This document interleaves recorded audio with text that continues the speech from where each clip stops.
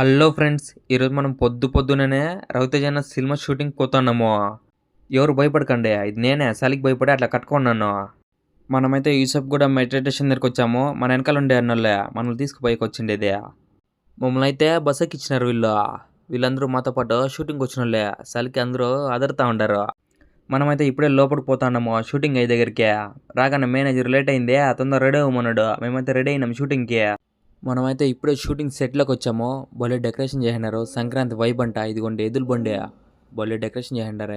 ఇంకా షూటింగ్లో lunch break ఇచ్చినారు. చికెన్ ఫుల్గా, నేను తినలేదు, వెజ్ బిర్యానీ తింటునే. మళ్ళీ మనం సెట్లకు రాగానే హీరో రవితేజ్ అన్న, సునీల్ అన్నాడు కూర్చొని రిలాక్స్ అవుతున్నారు.